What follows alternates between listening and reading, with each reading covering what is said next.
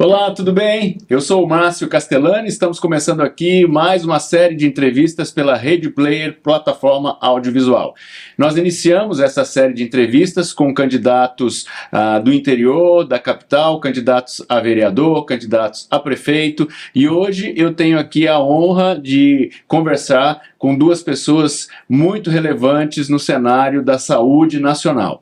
Doutora Andréia Lima, psicanalista, e também terapeuta, e a doutora Mayra, pediatra, né? Ambas são muito conhecidas aqui em Fortaleza e também no cenário nacional. Quero dar as boas-vindas a vocês para a gente bater esse papo sobre o Setembro Amarelo e a saúde mental, né? Então eu quero cumprimentá-las e quero já começar perguntando: quem é Andréia Lima por ela mesma? Obrigado, Márcio, por essa oportunidade de estar aqui falando com o seu público, com essas pessoas que precisam de orientação, porque só se chega a falar sobre a questão do Setembro Amarelo, por quê? Porque a saúde mental não está bem. Então, Andréia Lima é aquela jovem que, com 15 anos, teve a sua mãe internada no hospital psiquiátrico devido a uma depressão grave, devido a problemas familiares. E os problemas familiares têm atingido muitas pessoas, e infelizmente a minha família teve esse caso. Então, a Andréia Lima é essa pessoa que conhece essa realidade dentro da sua própria família, que estudou, se capacitou e há mais de 20 anos ajuda muitas pessoas, e quero ajudar até o último dia da minha vida essas pessoas a voltarem a ter o sentido da vida. Doutora Mayra, seja bem-vinda também. Obrigada. Doutora Mayra Pinheiro, quem é Mayra por ela mesma? Márcio, a Mayra é pediatra, já tem 35 anos de formada. Eu fiz residência de pediatria e depois de neonatologia, mas eu me deparei com uma questão pessoal importante. Meu filho, com 15 anos de idade, teve um quadro depressivo grave após a saída do irmão para estudar fora. Ele se sentiu abandonado pelo irmão e teve depressão gravíssima. Passou um ano sem estudar, passou por vários profissionais aqui em Fortaleza. Nós só conseguimos fechar o diagnóstico, porque a depressão na adolescência ela é bem difícil, com um colega em São Paulo, coisa que é muito difícil para as famílias de modo geral, sobretudo aquelas de baixa renda. E há cerca de 2 anos atrás, o meu sobrinho, também com 14 anos, teve um quadro depressivo e tentou suicídio. E eu tive a honra, dada pelo Senhor Jesus, de em 2018 ser chamada para fazer parte da equipe de governo do presidente Bolsonaro. Eu estive no Ministério da Saúde do dia 18 de dezembro até o finalzinho do governo Bolsonaro, e lá dentro foi me dada a possibilidade de gerir a pasta da saúde mental no país. E o cuidado com as pessoas vítimas de automutilação, de suicídio, e a preocupação de criar uma política pública nacional de saúde mental virou uma causa na minha vida. Eu ia já perguntar isso, como é que foi o seu envolvimento na saúde mental. Agora já vou emendar, né? Você acabou se especializando em saúde mental, e a doutora Andréia Lima, como todos sabem, desde muito tempo trabalhando com essa questão também, né? Agora a pergunta é: como é que vocês se conectaram? Como é que vocês se conheceram e juntaram aí esses interesses para ajudar a população? Desde a minha juventude eu iniciei um trabalho de prevenção ao suicídio nas escolas, e eu sempre tive o desejo de produzir um material, que esse material ele pudesse estar na mão dos professores e também na mão dos alunos, para pesquisa, para orientação, para tirar dúvidas. E quando eu comecei a pesquisar se já existia algum material dessa forma, alguém citou o nome da Mayra. Aí disse: você conhece a doutora Mayra? Ela está fazendo um trabalho a nível nacional, e começou a dar informações sobre esse trabalho. E eu fiquei muito curiosa sobre isso e muito feliz de saber que alguém a nível nacional, dentro do governo, né, federal, estava levantando essa bandeira e fazendo um trabalho como o meu, só que de forma bem maior, né, o meu local e o dela nacional. Então eu quis conhecê-la, quis ver o seu material para que eu pudesse ter como fonte de inspiração e pesquisa, e fui a Brasília. Nesse período a Damares estava como ministra e ela proporcionou, né, que eu tivesse contato com a equipe da Mayra. Nesse dia a gente não se conheceu, mas ela sempre foi solícita, sempre me atendeu, e a gente foi se aproximando por conta desses ideais e dessa mesma visão de salvar vidas e ajudar as pessoas. E você, Mayra, como é que descreve esse momento aí, essa ocasião onde vocês se encontraram? As nossas causas nos uniram, como a Andrea já mencionou, infelizmente ela marcou uma visita a Brasília. No dia a gente tem múltiplas tarefas e como eu tinha 2 secretarias praticamente para administrar, a gente tem muito tempo fora de Brasília, porque o Ministério serve ao Brasil inteiro. Então, na ida da Andrea, eu fui deslocada para uma viagem, eu não me encontrava em Brasília, infelizmente não pude conhecê-la, e foi aqui em Fortaleza que eu tive a alegria de conhecer o projeto no qual ela é coordenadora, e eu nem imaginava que a Andrea tivesse o tamanho que ela tem, a grandiosidade do trabalho que ela desenvolve. Para mim foi uma grata surpresa, foi uma alegria imensa. E hoje a gente está cada vez mais juntas e com a perspectiva de trabalhar juntas por muito tempo, porque o que nos une, como eu já disse, é essa causa enorme, essa vontade de trabalhar a saúde mental, que é uma epidemia hoje no mundo. Os agravos à saúde mental acometem todas as famílias, sem distinção de classe econômica, sem distinção de idade. Crianças em fases precoces já têm depressão, já têm transtorno de ansiedade. E se Deus quiser, nós ainda vamos passar muito tempo caminhando juntas e vendo os nossos projetos acontecerem. Uma pergunta aqui, uma curiosidade pessoal. O fato de ser mulher, que agora as mulheres estão aí dominando o mundo, né? O fato de ser mulher ajudou em algum momento nessa proposta ou não tem nada a ver? Essa proposta de cuidar, de enxergar de uma forma diferente os adolescentes, os jovens, essa situação de depressão, de tristeza, sim ou não? A mulher ajudou ou não tem nada a ver? Para mim ajudou sim, porque como eu falei, tudo na minha história começou por conta da minha mãe. A mulher ela tem uma sensibilidade muito, muito maior do que o homem, tem vários fatores que são biológicos, né?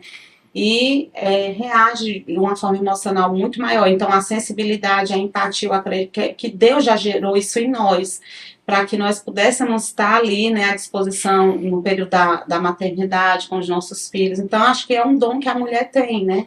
E então essa sensibilidade que eu desenvolvi ao ver a minha mãe nesse quadro me levou a ver todas as outras mulheres que passavam por aquilo, pelo abandono. Eu sofri abuso sexual quando eu era criança também, então eu passo a ver essas meninas que chegam no projeto que se automutilam por conta desse histórico de abuso sexual. Eu também tive depressão, porque o meu filho faleceu, nosso primeiro filho, Benjamin. Então, eu não sei da depressão só porque eu vi na pele da minha mãe, eu vi nos livros acadêmicos, eu sei da depressão porque eu senti em mim a minha alma doente, né? Aquele desejo de ficar ali deitado, sem falar com ninguém, sem sentido mesmo na vida. E como eu voltei a ter sentido na vida, eu disse assim, então agora eu vou ajudar também pessoas enlutadas, mães que perderam seus filhos, e aí a história vai seguindo, vai caminhando, e sempre tem essas histórias dessas mulheres, ou que perderam filho, ou mulheres que foram abandonadas, mulheres que foram abusadas, então tudo está ligado às mulheres. E aí a gente vai já fazer uma aspa, que eu até falei com a Mari, sobre a depressão pós-parto, que é um outro ponto. Isso não quer dizer que os homens não tenham depressão também, sim, né? Sim. Até porque em algumas categorias, de fato, os homens têm até mais transtorno depressivo e transtorno de ansiedade do que as mulheres. Mas sobre a sua pergunta em relação à sensibilidade, eu acho que a maternidade nos confere biologicamente uma característica muito própria da gente, de ser cuidadora, de ser protetora. E esse olhar é muito importante sobre a saúde mental das pessoas, né? Porque nós somos pessoas que escutam mais. Até nos ambientes informais, a gente costuma dizer que as mulheres sofrem menos, porque nós temos uma capacidade de falar dos nossos problemas entre nós, mulheres, com as amigas, com as pessoas, muito maior do que a dos homens. Sim. Eles se fecham, se recolhem, sim, enquanto que nós temos uma facilidade de comunicação que eu acho que é biológica mesmo. Nos tempos primitivos, a gente vivia dentro da tribo, os homens saíam para caçar, e a gente cuidava das famílias, do filho, a gente conversava uma com as outras. Eu acho que a gente perpetuou isso enquanto espécie humana, graças a Deus. Graças a Deus. E Andréa, onde é que entra o seu pai aí nessa história toda? Tem um quadro aqui, ó. Meu que avô, na verdade. Desculpa, seu avô, que ela carrega para todo lado que ela vai. Pronto, você apresente aí. Pronto, como você falou da depressão, os homens são acometidos, inclusive, mesmo tendo menos tentativas de suicídio, são os que mais conseguem o êxito, digamos assim, conseguem concluir por conta da própria masculinidade. Então, os homens têm mais coragem de tirar mesmo a sua própria vida, o que aconteceu com o meu avô, né? O meu avô, ele teve uma depressão depois que a minha avó faleceu. Ele não, depois de 60 anos de casado, imagina, ele tá dentro de casa só, os filhos já saíram, construíram suas vidas, e ele era um homem temente a Deus. Por isso que eu falo muito, eu como pastora, porque eu também sou pastora, há mais de 20 anos eu prego nas igrejas dizendo, gente, depressão não é algo demoníaco, é uma doença, porque meu avô era um homem de Deus, que eu chamava Vodin, né? Ele amava o Senhor, ele foi um exemplo para mim, um homem manso, mas passou por um momento muito delicado na sua vida, onde ele não suportou, não teve atendimento, né? Porque se tiver, gente, tratamento, acompanhamento, essas pessoas não chegam a esse ponto tão dramático, tão trágico. E o meu avô, infelizmente, ele tirou a própria vida e até hoje é muito delicado a gente falar nisso na nossa família, né? Sim. Porque perder alguém por doença, por um acidente, mas quando a gente sabe que aquela pessoa tirou a própria vida, fica uma indagação, o que eu poderia ter feito? Eu não percebi, né? Então, o Vodinho, ele anda comigo, ele é minha inspiração, é minha força, e me faz lutar cada dia para que as pessoas não tenham desfecho como ele teve. Que legal. Mostra aqui mais um pouco na frente para a gente. Ele aí, ó. Muito legal. Vamos deixar o voinho? Vodinho. Deixar o Vodinho aqui. Vamos lá, então. Fazer aqui uma virada agora, tá? Nós estamos conversando hoje sobre saúde mental, em ocasião do Setembro Amarelo. E eu estou aqui com a doutora Mayra, pediatra, e a doutora Andréa Lima, que é psicanalista, e também é candidata a vereadora na cidade de Fortaleza, e nós vamos falar daqui a pouquinho também dos projetos dela, das propostas dela, para que todos possam conhecer. Vamos lá, agora eu queria saber o seu trabalho, Andréa, com essa temática do suicídio e automutilação. Como é que você trabalha essa temática? Eu trabalho essa temática na vertente da prevenção, onde nós trabalhamos nas escolas, nós trabalhamos nas igrejas, nas comunidades, dando palestra. Eu tenho uma cartilha que eu já tive, essa cartilha ela é informativa sobre depressão, sobre suicídio e automutilação. Já foram distribuídas gratuitamente mais de 80 mil exemplares e eu já recebi várias cartinhas, várias mensagens de pessoas que disseram, depois que eu li aquela cartilha, eu decidi dar uma vírgula e continuar a minha história, vi que tinha sentido, que eu posso pedir ajuda, que tem aonde eu buscar essa ajuda. Eu trabalho também na área da capacitação, onde eu tenho me dedicado muito como escritora, como pesquisadora, né? Tem um material que ele é todo produzido, esse material, tem um livro do educador, do professor, da pessoa que vai trabalhar, seja na escola, no hospital, na comunidade, ou pastor, e tem um material também do aluno, onde ele vai ter acesso numa linguagem que é acessível a ele. Esse aqui, por exemplo, é uma historinha em mangá, que hoje os nossos adolescentes, eles estão muito no telefone, mas eles gostam também dessa cultura, né, oriental, então eu busquei trazer essa linguagem que aproxima o jovem. E, além da questão da capacitação, o trabalho de tratamento mesmo, né. Hoje nós temos 4 unidades do Alegria de Viver aqui no Brasil, temos em Fortaleza 3 unidades, e essas pessoas, elas não precisam agendar. Se ela sentiu vontade de se automutilar, se vem uma ideação suicida, tem um plantão de atendimento psicológico lá, ela chega e ela é atendida. E dali ela já é direcionada para a forma como vai ser feito o plano terapêutico dela com a equipe multidisciplinar. Na Calcaia nós temos essa unidade também, e nós temos também uma unidade na Bolívia, porque eu já estive como missionária na Bolívia, e lá são altos os índices, né, principalmente no meio dos jovens, em relação à automutilação e tentativas de suicídio devido ao abuso sexual. E você, doutora Mayra, como é que trabalha essa temática também dentro aí do viés da sua atuação? Eu tive a possibilidade de trabalhar isso dentro do governo federal, então a gente tem com instrumentos para expandir as políticas de saúde mental, e foi o nosso primeiro objetivo. Primeiro, organizar a rede de atendimento à saúde mental. Nós só temos dentro da estrutura os hospitais, e o CAPS, que é o Centro de Atenção Psicossocial. E nós estamos passando por um período muito ideológico no país, onde uma parte dos psiquiatras, que são chamados psiquiatras da luta antimanicomial, isso é um movimento ideológico, político de esquerda, eles entendem que todos os hospitais devem ser fechados, os hospitais psiquiátricos, porque eles remetem à história dos antigos manicômios, e a gente tem a colônia, né, que foi fechada em Minas Gerais, mas eles esquecem que o hospital psiquiátrico é extremamente importante para os doentes graves. Assim como você tem pessoas que vão precisar de internamento porque tem câncer, porque tem insuficiência renal, porque tem pneumonia e não podem ser tratadas em casa, existe dentro da psiquiatria, sobretudo no grupo dos psicóticos, esquizofrênicos, as pessoas com transtornos graves, que elas vão ter surtos, que elas vão provocar danos em si, em terceiros, elas precisam ser contidas, elas precisam passar por um período de estabilização intra-hospitalar, sendo atendida por profissionais especializados. Então, minha primeira luta foi dentro do próprio ministério, acabar com o estigma de muita gente que dizia que a gente tinha que fechar todos os hospitais psiquiátricos. Infelizmente, o governo do PT fez isso. Ele fechou mais de 10 mil leitos de hospitais psiquiátricos no Brasil. E para onde vão esses doentes? Hoje, em Fortaleza, a gente só tem um hospital psiquiátrico funcionando. E quando eu cheguei lá, que eu fui fazer uma fiscalização, encontrei pessoas amarradas com cordas e correntes debaixo das mangueiras, porque não tinha leito nos hospitais psiquiátricos mais. Então, as famílias não conseguem ficar com esses doentes em casa, levam para internar no jardim do hospital em condições completamente indignas. Então, a minha primeira luta foi a gente reabrir os leitos de hospitais psiquiátricos.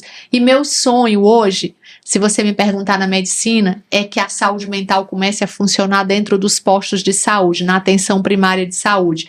Se a gente vai no posto de saúde porque está gripado, porque está grávido, porque o bebê está com problema de saúde, porque a criança está com problema de saúde, e a gente sabe que o Brasil é o primeiro país do mundo em transtorno de ansiedade, e o segundo em depressão, e o primeiro da América Latina em depressão.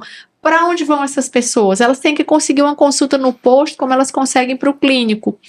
Então a gente precisa acabar com o estigma, precisa que a saúde mental funcione, já que nós temos índices maiores do que... É muito maior do que dengue, é muito maior do que o HIV, é muito maior do que tuberculose. E a gente trata deixando de lado, com vergonha de falar de saúde mental. Uma pergunta aqui para vocês duas. Eu ando muito pelo interior, trabalhando com prefeituras, trabalhando com marketing, enfim, e a gente ouve em todos os lugares, vamos falar só de Ceará, de norte a sul, a gente ouve dizer, o CAPS não funciona, o CAPS está fechado, precisamos abrir o CAPS não tem médico, o CAPS não atende. Isso é uma realidade em Brasil, ou é só em nível de Brasil, ou é só aqui no nosso estado? Não, isso é uma realidade do Brasil inteiro, infelizmente.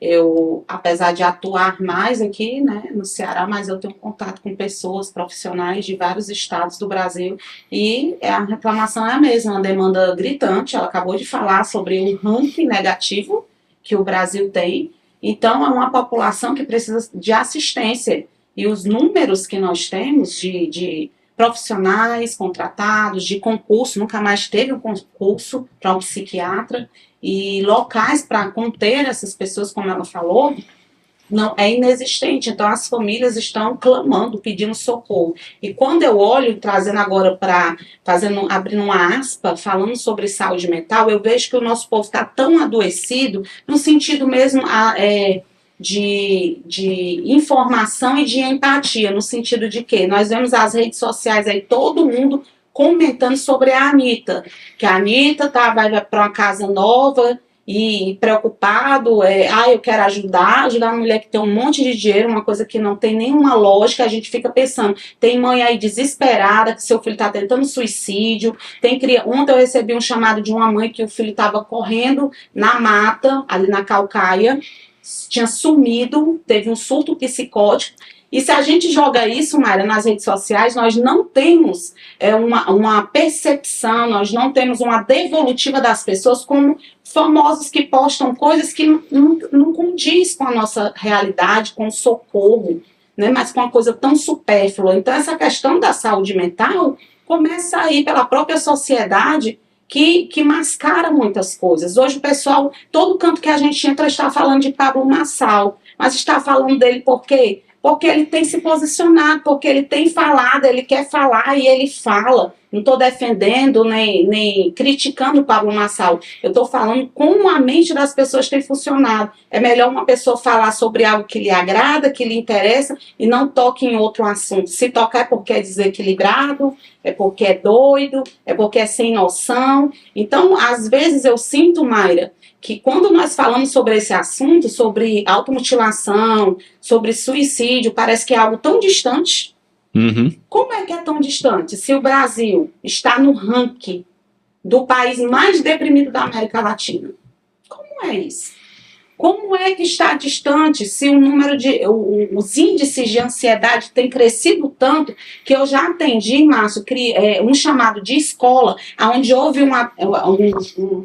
um grupo de 40 alunos que fizeram ali marcaram e tentaram ao mesmo tempo fizeram um suicídio coletivo. Meu Deus. 40 alunos. Então, se eu posto isso, eu não vejo as pessoas compartilharem, comentarem, ou pessoas que têm dinheiro dizer eu vou investir. Às vezes a gente se revolta, porque o Instituto Alegria de Viver, hoje ele não vive às custas de nada da política, nem da prefeitura, nem do governo, vive de pessoas que já tiveram problemas na sua família, que vai lá, que André, eu quero investir, eu quero pagar um profissional para atender. Eu tenho uma amiga minha que o seu esposo se suicidou, ela é dona de uma rede de supermercado, e ela diz, olha, eu vou pagar profissionais para atender as pessoas gratuitamente. Então, é dessa forma, essa palavra de revolta eu já deixo aqui, porque se fala da campanha de Setembro Amarelo, mas não para não. Todos os dias as pessoas tiram as suas vidas, e vidas importam. Vidas importam.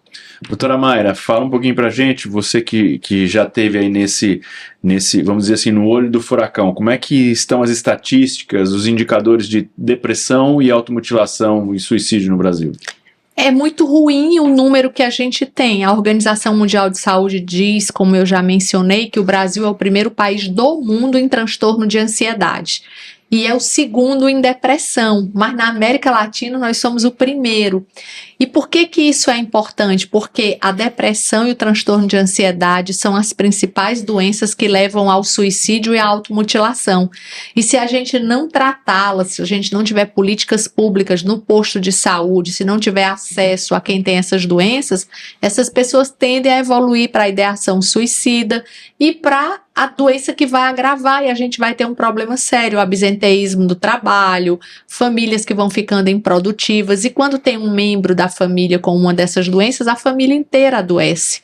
Então esses números são alarmantes. Ontem eu estava de plantão e foi uma tragédia, porque nós recebemos um adolescente de 16 anos que tentou suicídio, e à tarde eu tinha tido outra notícia de uma outra paciente. Então assim, existe essa estatística que ela é apresentada pelas instituições internacionais, ela nos assusta, mas ela ainda é subnotificada.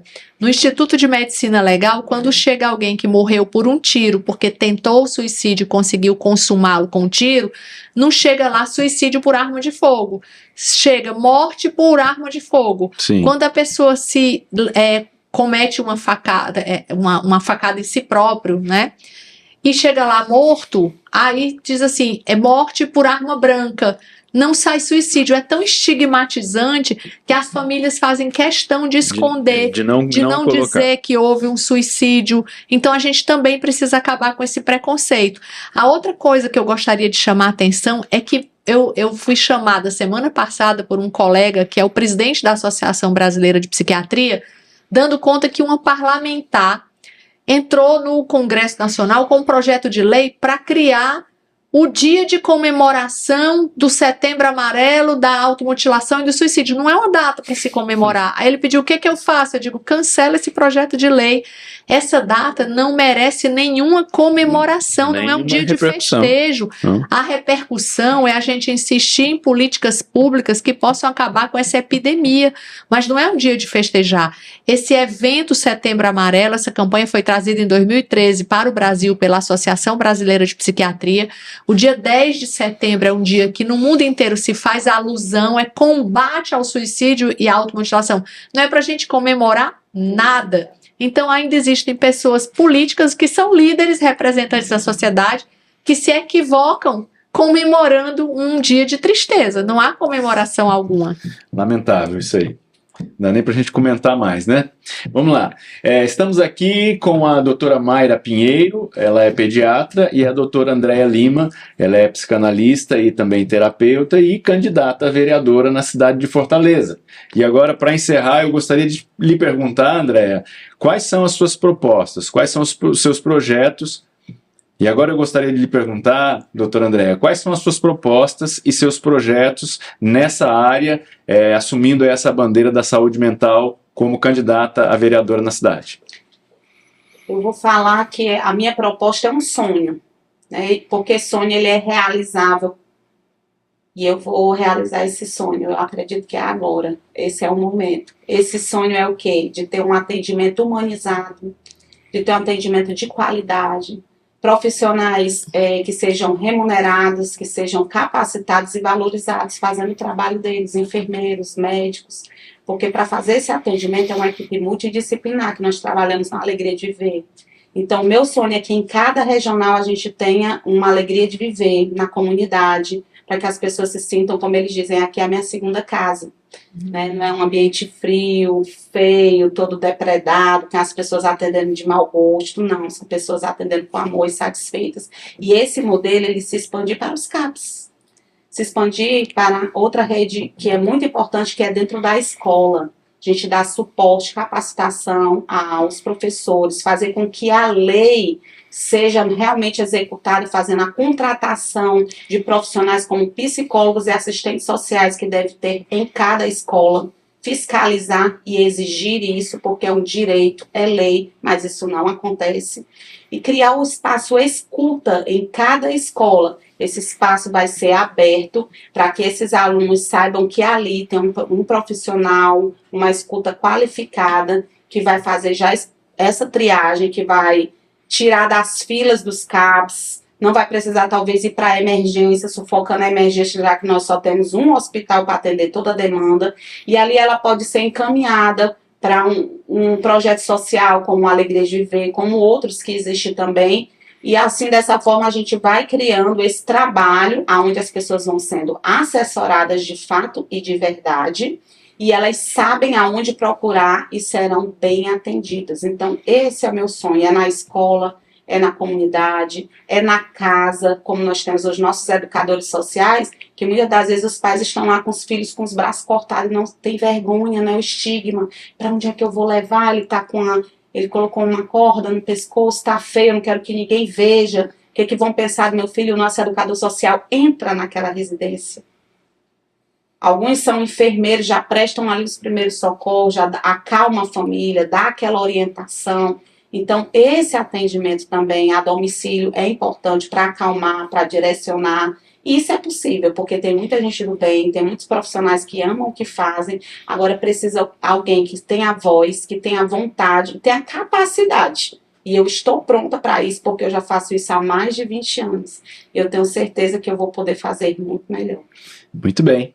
Para a gente finalizar, então, as suas conclusões finais, doutora Mayra Pinheiro. Pedir para quem está nos assistindo que possa dar um voto de confiança para a Andréa, né? Eu, como médica, tenho um sonho de ver na Câmara Municipal, na Assembleia Legislativa Estadual, na Câmara Federal, no Senado, representantes comprometidos em transformar a realidade. E a da saúde mental é uma urgência, é responsabilidade de todos nós. Quando nós não podemos estar no espaço de tomada de decisão, a gente tem que eleger gente como a Andréa, que consiga tomar a decisão por nós, fazer que os projetos sejam efetivos, que eles aconteçam e que eles transformem vidas, cidades, que eles transformem o mundo. Que bacana. Os endereços, os arrobas estão aqui para você poder acompanhar tanto a doutora Mayra Pinheiro como a nossa candidata doutora Andréa Lima. Suas considerações e sua mensagem aí para a população, Andréa. Eu quero dizer para vocês que existem candidatos como eu, não sou só eu, mas tem outros também que têm as suas causas e são importantes. Mas a minha, ela é uma causa que vai impedir que muitas pessoas e muitas famílias venham sofrer por muito tempo. Como eu disse, a minha família até hoje sofre por causa da perda do meu avô. E eu não quero isso para nenhuma família. E eu não quero isso para nenhuma mãe, ter que sepultar o seu filho. E essas mães que eu tenho acompanhado, que vão atrás de tratamento para os seus filhos e não encontram. Então, eu quero ser a voz dessas famílias, essa voz de esperança. Eu tenho força de vontade, eu tenho história, eu tenho capacidade, acima de tudo. Eu tenho muito amor no meu coração para ajudar o próximo. E essa é a minha intenção. Então, eu conto com você. Junte-se a nós, juntos pelas vidas que ainda vão aí seguir as suas histórias por muito tempo. Amém. Muito obrigado, doutor André, muito obrigado, doutora Mayra. Fechamos aqui mais um episódio dessa série de entrevistas em ocasião das eleições 2024. E eu espero você no nosso próximo programa. Um grande abraço, até mais, tchau, tchau.